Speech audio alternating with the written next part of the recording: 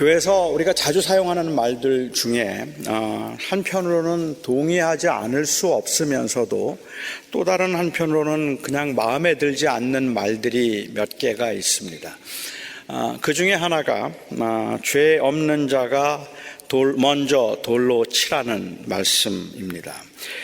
인간이 가지고 있는 죄성으로 인한 그 죄의 가능성은 어떤 사람도 죄로부터 자유하지 못하게 만들고 또 어떤 죄로부터도 자유하지 못하게 만듭니다. 절대로 안 넘어갈 사람은 없어요. 그리고 또한 절대로 안 넘어갈 죄도 없습니다. 그래서 사람은 다 넘어질 가능성을 가지고 있고, 그리고 또한 어떤 죄에 대해서도 누구도 감히 나는 그 죄는 절대로 짓지 않을 것이라고 자신할 수 있는 그러한 죄도 없을 겁니다. 하지만 그렇더라도 죄 없는 자가 먼저 돌로 치라는 주님의 말씀을 마치 죄에 대한 책임을 지지 않고 합리화시키기 위해서 사용하는 말이라면 그건 마땅치가 않습니다. 명백한 범죄 사실이 있는데 그 죄에 대한 책임을 묻지 않고 덮어주는 것이 용서인 것처럼 말하고 아무도 그 죄에 대해서는 책임을 지려고 하지 않을 때 우리는 사랑을 느끼기보다는 오히려 불의를 느끼게 됩니다.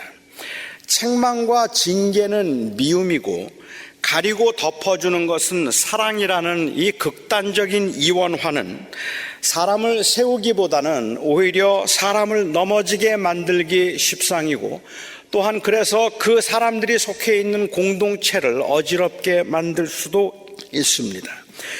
경우에 따라서는 책망과 그리고 징계가 사랑이고 가리고 덮어주는 것은 무관심과 현실 회피일 수 있음을 우리가 안다면 죄 없는 자가 먼저 돌로 치라는 말로 죄를 은폐하고 두둔하거나 아니면 혹은 권면과 책망을 돌로 치는 정죄의 행위로 간주하는 것이 교회나 혹은 어떤 공동체들을 불의의 온상으로 만드는 데 일조했음을 우리가 부인할 수 없을 것입니다.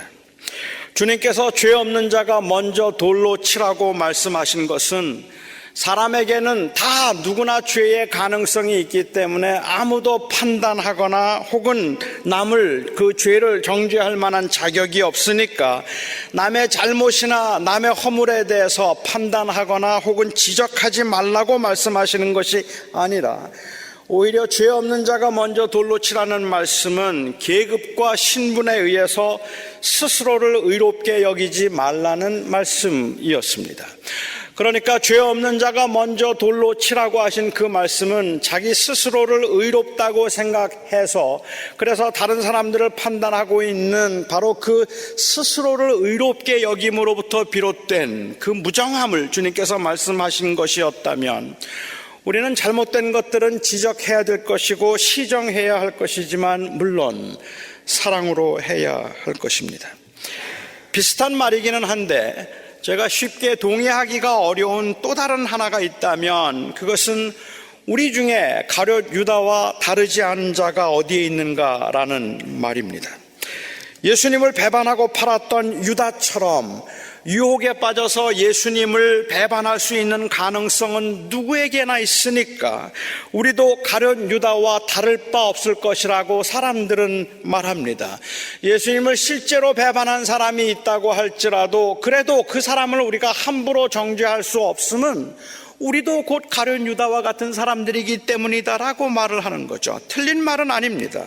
우리는 모두가 다 예수님을 배반한 적이 있으니까요. 힘들고 어려울 때 우리는 예수님의 가르침을 잊고 살려고 했고 그 믿음의 고백에 합당하지 않게 행했던 그러한 경우들이 허다하게 많으니까 우리가 가룟 유다와 다를 바 없다 말한다면 틀리지 않을 겁니다. 하지만 그렇다고 하더라도 그래서 우리가 가룟 유다와 다를 바 없다고 말하는 것은 마음이 불편합니다. 우선은 어차피 사람은 누구나 다 가룟 유다라는 말로 죄를 너무 가볍게 여기거나 아니면 합리화시키는 것처럼 들릴 때 그런 말들이 마땅하지가 않고 죄의 가능성과 실제적인 죄를 동일시하는 것도 정의로워 보이지는 않습니다. 마치 미움과 살인을 동일한 죄로 여겨서 미움이 생기지만 살인을 하지 않으려고 그 미움과 그 치열하게 싸웠던 그 싸움조차도 무의미하게 만들어버릴 수 있기 때문에 그렇습니다. 하나님 앞에서 미움과 살인이 같은 죄, 모두가 죄가 되는 것은 사실이지만 그래서 미움과 살인이 같다 말할 수는 없을 것입니다. 우리 모두에게 가룟 유다처럼 주님을 팔 수 있는 가능성이 있다 할지라도, 심지어 우리가 주님을 배반한 적이 있다고 할지라도, 그래서 가룟 유다의 죄를 마치 모든 사람들의 죄인 것처럼 일반화시킨다든지 아니면은 죄를 짓지 않기 위해서 그래서 노력하는 그것들을 다 무력화시키려고 하는 것은 그것은 대단히 위험한 일이라고 생각합니다.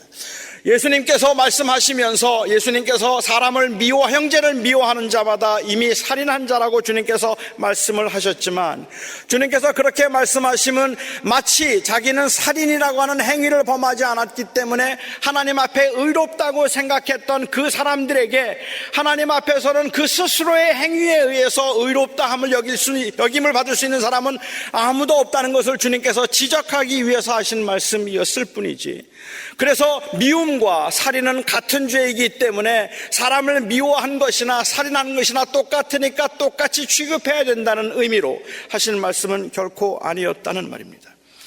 사도 요한이 요한복음 전체를 통해서 누가 진정한 제자인가, 그리고 제자는 어떻게 살아야 하는가, 이것을 당시 교회에 말하고자 했다면 요한이 가룟 유다에 관해서 자주 언급하고 있다는 것은 대단히 중요한 일이라고 저는 생각합니다.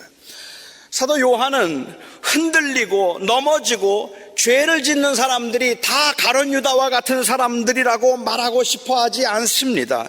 아니, 오히려 그 반대입니다. 사도 요한이 하고 싶은 말은 우리는 가룟 유다가 아니라는 말을 하고 싶어 하는 겁니다. 그렇다면 가룟 유다는 어떤 사람일까요?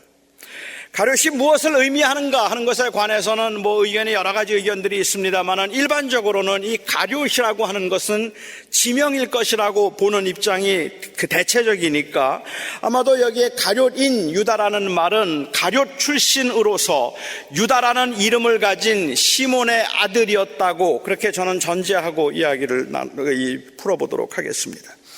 저는 무엇보다도 오늘 본문에서 사도 요한이 가룟 유다와 그리고 시몬 베드로, 시몬 유다죠, 가룟 출신이었던 시몬의 아들 유다와 시몬의 아들 베드로를 대조하고 있는 것을 주목해 보고 싶습니다. 이 땅에서의 영광과 성공을 추구하면서 주님을 따라다니던 사람들에게 주님께서는 지속적으로 주님을 믿는 자는 마지막 날에 다시 살아날 것과 영원한 생명이 영원히 살 것이라고 하는 지극히 비현실적으로 들리는 이야기만 계속해서 하셨습니다. 우리의 왕이 되어주셔서 우리에게 생명의 떡을 주소서, 우리의 왕이 되어주셔서 우리의 모든 문제들을 해결하시고 이 착취와 억압에서 우리를 자유하게 하시고 우리의 왕이 되셔서 이제 이곳에 정의의 나라를 세워주소서라고 그렇게 말하고 있는, 그렇게 주님을 따라다니고 있는 사람들에게 주님께서는 나를 믿으면 다시 살 것이요 나를 믿으면 영원히 죽지 아니할 것이라고 하는 그 비현실적인 이야기를 했기 때문에, 계속해서 그 말씀을 하셨기 때문에 사람들은 굉장히 당황했고 혼란스러웠습니다. 그래서 마침내 사람들이 말합니다. 이 말씀이 심히 어렵도다. 누가 이 말을 듣겠는가 했습니다. 이 말이 너무 힘들고 어려우니 이 말을 누가 듣겠는가라고 그렇게 이야기를 합니다. 어렵다는 말은 단순히 이해하기가 힘들다는 그러한 의미는 아닐 겁니다. 예수님께서 하신 말씀이 너무 철학적이고 너무 심오하고 너무 현학적인 이야기이기 때문에 일반 사람들은 들으면서 도대체 그게 무슨 뜻인지 감이 잡히지 않고 논리적으로 따라가기 어려웠다는 의미에서 어려웠다는 말을 하고 있는 것이 아니라고 저는 생각합니다. 오히려 이들이 이 말씀이 심히 어려우니 who will hear his words, 그의 말을 누가 듣겠는가라고 말한 이 말의 의미는 당장 먹고 사는 게 힘든 백성들에게 천국 이야기, 영생 이야기는 별로 현실감이 없어서 현실과 연결시키기가 어렵다는 의미일 겁니다. 예수님 믿고 가난과 고난의 문제를 해결하고 잘 살려고 따라왔는데 죽어도 다시 살 것이라, 나를 믿으면 영원히 살 것이라고만 말을 하시니까 받아들이기가 어려웠을 거라는 말입니다. 예수 믿으면 잘 됩니다. 예수 믿으면 여러분의 문제 해결됩니다. 예수 믿으면 여러분들의 그 모든 어려운 형편들이 다 풀릴 것이고, 그리고 예수 믿으면 여러분의 자녀가 복을 받을 겁니다라고 이야기하면 이건 진짜 그냥 아닌 것 같아도 그냥 믿고 싶고, 그래서 그 어렵지 않게 따라가겠는데, 그런데 버리라 말씀하시고 포기하라 말씀하시고 우리가 추구하는 삶은 그런 삶이 아니라고 말씀하시고 영원한 나라를 바라보며 오히려 고난을 받으라고 말씀하시니 사람들은 너무 어렵다고 말씀합니다. 그러니까 그들이 어렵다고 한 것은 이해가 안 된다는 말이 아니라 따라가기가 힘들다는 말이고, 현실의 문제가 산적한데 한가롭게 영생 이야기, 천국 이야기 생각할 겨를이 없었다는 이야기입니다. 그래서 그들은 주님을 떠났습니다. 그들은 주님을 다 떠났습니다. 그렇게는 못 살겠다는 의미겠죠. 그때 주님께서 12명의 제자들에게 물으셨습니다. 요한은 처음으로 예수님 측근에 12명의 제자가 있었다는 것을 오늘 본문에서 언급을 합니다. 그리고는 주님께서 그 12명의 사도에게 예수님께서 묻기를 너희도 가려느냐? 그때 베드로가 대답을 합니다. 주여, 영생의 말씀이 주께 있사오니 우리가 누구에게 가오리까? 그런데 이 대답은 단순히 베드로의 고백은 아니었던 것 같아요. 여기서 1인칭 복수형을 사용하고 있는 것을 보면 아마도 베드로가 제자들을 대표해서 대표적인 성격으로 우리들이 왜 주님을 부인하겠습니까? 우리가 누가 주님을 따르지 않겠습니까? 라고 말하고 있는 것 같습니다. 12명 중에는 아무도 주님을 부인하거나 주님을 떠날 사람이 없다는 의미일 겁니다. 그런데 이 말을 베드로가 했다는 것이 재미있습니다. 베드로가 누구입니까? 나중에 예수님을 3번이나 부인했던 사람이 베드로 아닙니까? 예수님께서 내가 나를 부인할 것이라, 내가 나를 팔 것이라, 아니 내가 나를 부인할 것이라고 말씀하시면서 주님께서 친히 지적하셨던 두 사람이 바로 베드로와 유다입니다. 너희가 나를 팔 것이라고 말씀하시면서 내가 나를 팔 것이라고, 내가 나를 부인할 것이라고 말씀하셨던 모든 제자들 중에 특별히 주님께서 지적하셨던 사람이 바로 베드로였고, 그리고 유다였다는 말입니다. 베드로는 절대로 주님을 부인하지도 떠나지도 않을 것이라고 여러 번 장담을 하는데, 오늘도 베드로는 그 제자들을 대표해서 영생의 말씀이 주께 있는데 우리가 누구에게 가리일까라고 아주 교회적인 고백을 하고 있는 겁니다. 그 대답을 들은 주님이 말씀하십니다. 내가 너희 12를 택하지 아니하였느냐? 그러나 너희 중에 한 사람은 마귀니라. 물론 나중에는 그가 누구인지를 알았지만 제자들은 이 말씀을 들으면서 얼마나 어떤 생각을 했을까요? 얼마나 황당했을까요? 누가 마귀입니까? 64절에서 주님께서 말씀하시기를 너희 중에 나를 믿지 않는 자가 있다고 말씀을 하셨는데, 도대체 주님과 함께 따라다니고 2년 동안을 같이 했던 사람 중에 주님을 믿지 않는 사람이 누가 있단 말입니까? 누가 마귀입니까? 어떤 사람이 마귀입니까? 주님께서 가버나움에서 유월절을 맞이해서 오늘 이 말씀을 하셨다면 유다가 예수님을 배반하기 1년 전에 하신 말씀입니다. 이 말씀을 들으면서 아무도 진지하게 생각하지 않았을 겁니다. 아무도 자기가 예수님을 배반할 거라고 생각하지 않았을 겁니다. 사람들은 누구나 다 죄의 가능성이 있었고 예수님을 배반할 수 있는 가능성이 있었겠지만 주님께서는 그 죄의 가능성을 가지고 누구든지 나를 다 배반할 수 있는 거야 라는 말씀을 하고 계시는 것이 아니라 아주 구체적으로 가룟 유다를 지목하면서 그가 마귀라, 그가 나를 팔 것이라고 주님께서 말씀하셨던 거죠. 그래서 예수님의 마음에는 가룟 유다가 있었던 겁니다. 또한 그렇기 때문에 베드로가 주님을 떠나지 않겠다고 고백할 때 주님께서는 그의 고백이 가증스럽다 생각하지 않았고, 너도 다 똑같은 인간이라고 말씀하지 않으셨고, 사람은 아무도 장담할 수 없는 것인데 네가 그렇게 말하면 안 된다라고 책망하지 않으셨습니다. 베드로와 유다가 다 같이 예수님을 부인했지만 베드로와 유다는 달랐습니다. 그렇게 한 1년쯤 지나고 나서 마지막 유월절 주님께서 잡히시기 전날 밤에 제자들과 마지막 식사를 하시면서 주님은 또다시 너희 중에 한 사람이 나를 팔 것이라고 말씀하셨습니다.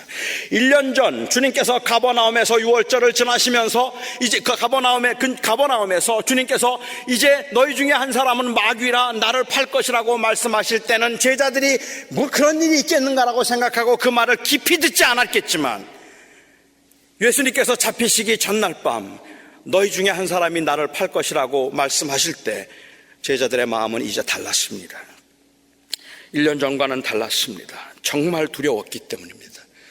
이들은 정말로 너무 지쳐 있었고 그리고 상황은 너무 긴박했기 때문입니다.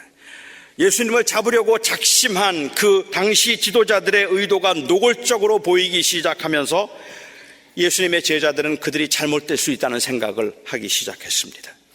1년 전 예수님의 인기가 상승해서 수많은 사람들이 예수님을 따라다닐 때만 하더라도 기적과 이적을 보면서 마치 무슨 대단한 일이 일어날 것처럼 하나님의 나라가 곧 임할 것이라고 생각했던 그 확신에 찼던 때에, 그때와는 달리 지금은 너무 사태가 불안하고 너무 위험하다 싶은 생각이 들었기 때문에 제자들 모두가 불안했습니다.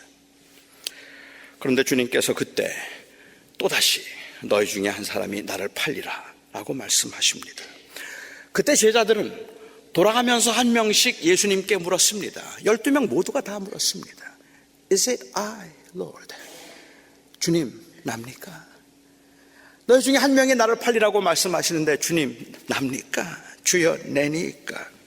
모두들 마치 주님께 약해진 마음을 들키라도 한 것처럼 근심으로 물었습니다. 그래요.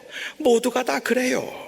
언제 넘어질지 모르고 세상 물결을 보면 겁부터 나는 우리들은 주님을 우리가 배반할지도 모른다는 그 가능성 때문에 두려워하고 있는 겁니다. 그래서 마치 우리 보고 그런 말씀하시는 것 같아서, 나보고 그렇게 말씀하시는 것 같아서 자신이 없는 겁니다. 나는 아니죠.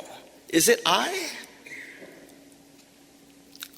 베드로는 그때 모든 사람들이 다 주를 버릴지라도 나는 주님을 버리지 않을 겁니다, 대답을 했습니다. 하지만 사실은 그것도 너무 두려워서 보인 허세였을 뿐일 겁니다. 그리고 주님께서는 베드로에게 내가 닭이 울기 전에 3번 나를 부인하게 될 것이다 라고 말씀하셨습니다. 그러니까 베드로였던 거예요. 내가 나를 팔 것이라고 했던 사람이 베드로였던 거예요. 너희 중에 마귀가 있다고 했는데 그게 베드로였던 거예요. 주님은 그 많은 제자들 앞에서 구체적으로 네가 3번 나를 부인할 거야 말씀하셨습니다.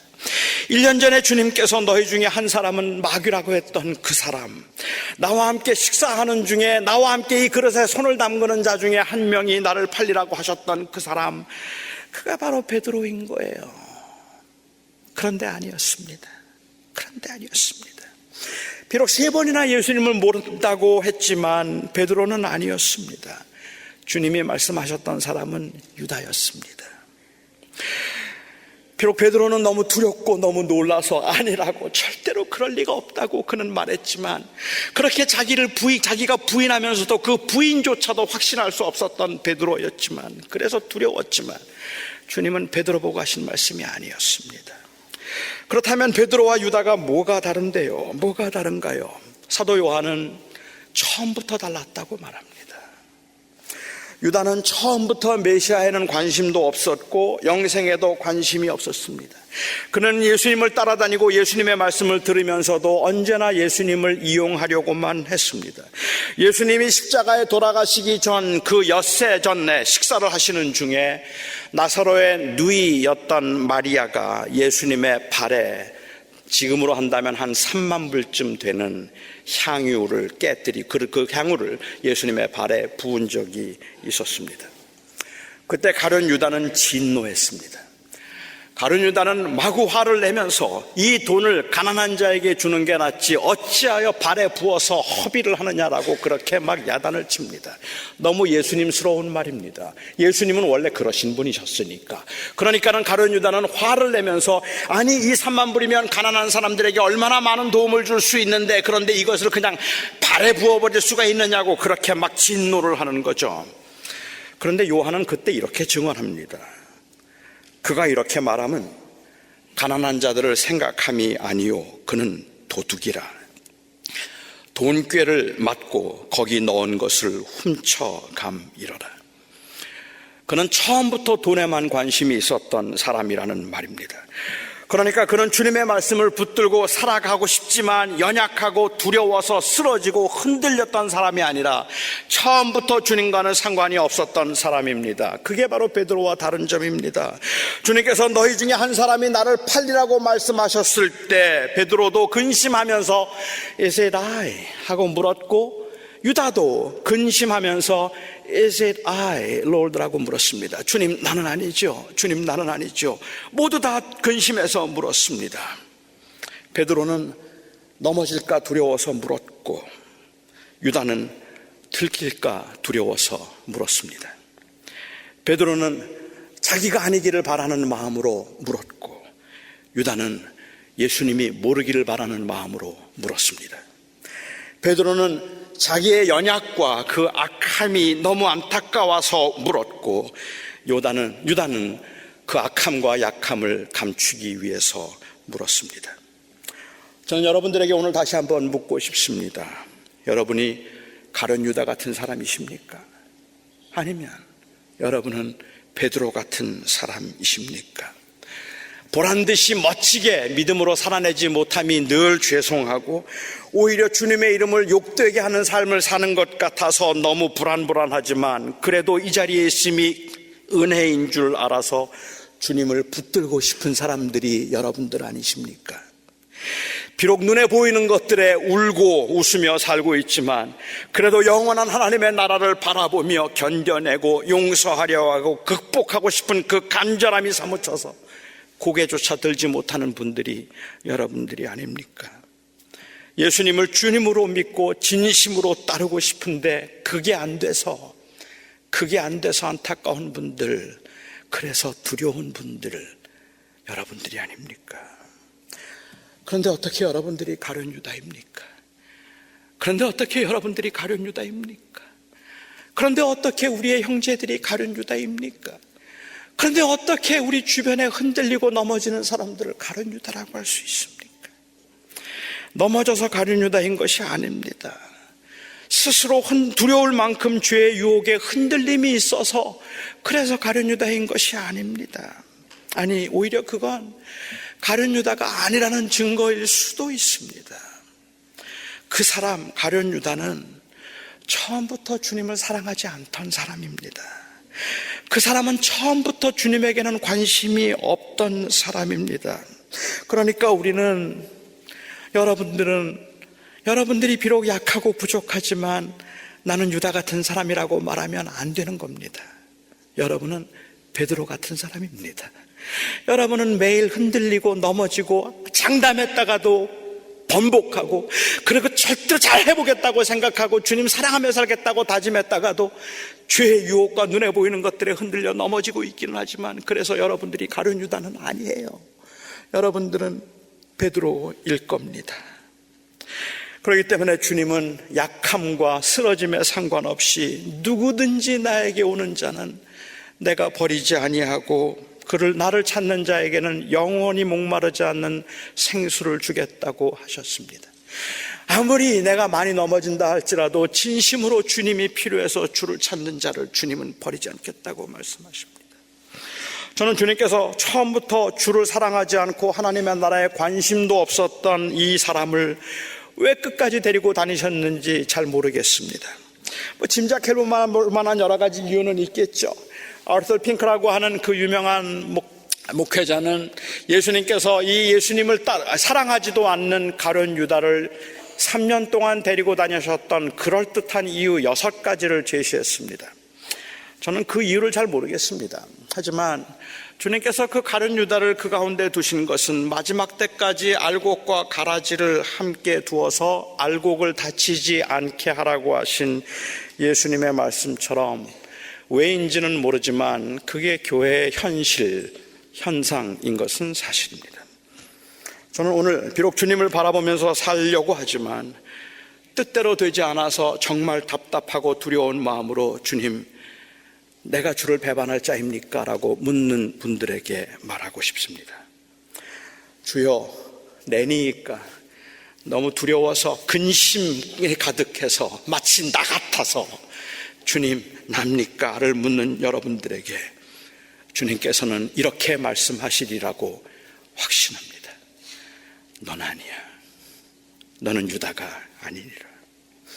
여러분의 그 질문이, 여러분들의 그 근심 어린 질문이 진실로 주님을 절실하게 필요해서 주님을 놓치고 싶지 않아서 하는 질문이라면 말입니다.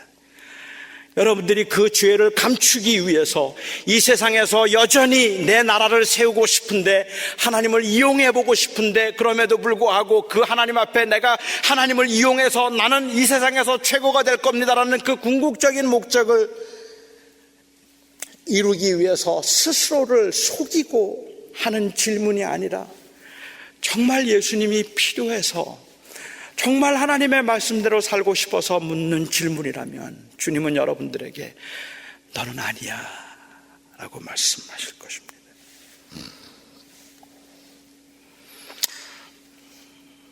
한 주간 동안 제자로서 그렇게 성공적인 삶을 살지 못했다는 아쉬움과 그리고 죄송함이 있지만, 그래도 주님이 없으면 안 되기에 그 은혜를 의지해서 용서를 구하고 수백 번의 실패에도 다시 일어설 수 있는 도움을 오늘도 간절히 구하는 여러분은 가룟 유다가 아닙니다. 여러분은 진심으로 용서하시고 회복시키시고 새롭게 하시는 은혜를 정말 절실히 필요로 하기 때문입니다. 한 번은 주님께서 4가지 밭에 관한 말씀을 하신 적이, 비유를 말씀하신 적이 있었습니다. 어떤 농부가 씨를 뿌렸는데 덜어는 길가에 떨어졌고, 덜어는 가시밭에 떨어졌고, 덜어는 돌짝밭에 떨어지고, 덜어는 옥토에 떨어졌습니다. 길가에 떨어졌다는 말은 복음을 들었지만 그 굳은 마음 때문에 받아들이지 않은 것을 의미하고, 가시밭에 떨어졌다는 말은 세상의 유혹과 재리의 유혹에 그 믿음이 흔들려서 주님을 떠났다는 말이고, 돌짝밭에 떨어졌다는 것은 환난이 있을 때에 그 환난을 견디지 못하여 믿음을 버리는 것이라고 주님께서 설명하셨습니다. 옥토에 떨어진 것은 결실을 맺는 것을 의미한다 말씀하셨습니다. 그런데 우리는 이 비유를 대할 때마다 마음이 편안하지가 않습니다. 우리의 마음은 가시밭 같기도 하고 돌짝밭 같기도 하고 길가 같기도 해서 우리의 마음은 절대로 옥토는 아니라고 생각하기 때문에 그렇습니다. 우리의 마음의 상태를 보면은 우리의 마음은 항상 뭔가의 유혹에 흔들리는 것 같고 굳은 마음이 있고, 그리고 조금만 힘들어도 겁이 나서 피하고 싶고 뒤로 물러서고 싶은 충동을 우리는 늘 느끼며 살고 있기 때문에 내 마음은 가시밭 같고 돌짝밭 같고 길가 같아서 그래서 옥토는 아닐 거라고 생각을 합니다. 하지만 주님께서 이 비유를, 특별히 비유에 대한 설명을 제자들에게만 하셨습니다.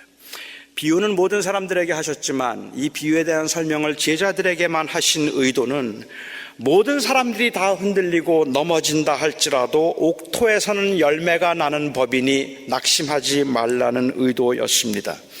우리가 옥토를 만들어서 주님의 제자가 되도록 하라고 주님께서 말씀하고 계시는 것이 아니라, 우리가 주님께서 진심으로 주님께 나왔기 때문에 주님이 우리 안에 계셔서 믿음의 길을 기어코 가게 할 것이라고 우리를 위로하기 위해서 주님께서 하셨던 말씀이라는 말입니다. 밭을 기경해서 옥토를 만들고 가시밭으로 옥토를 만들고 돌짝밭으로 옥토를 만들어서 그렇게 옥토가 되고 나면 제자가 될 것이라고 말씀하고 계시는 것이 아니라, 흔들림도 있고 유혹도 있고 시련도 있고 아픔도 있지만 너희가 내 안에 있으면, 내가 너희 안에 있으면 그러면 너희는 옥토다 말씀하고 계시는 겁니다. 결국은 사람을 옥토로 만드는 것은 어떤 옥토라 할지라도 옥토에 돌이 없을 수 없겠죠. 자풀이 없을 수 없겠죠. 거기에 굳은 땅이 없을 수 없겠죠. 하지만 그것이 열매를 맺는 것은 그 안에 예수가 계시기 때문이라는 말입니다. 예수가 그 안에 있으면 그게 옥토인 겁니다. 허세도 있고 넘어지기도 하고 교만하기도 하고 믿음이 적은 자라는 책망을 듣고 순식간에 순간적인 두려움에 주님을 모른다고 부인한 적도 있었지만 베드로는 옥토였습니다. 여러분 아십니까?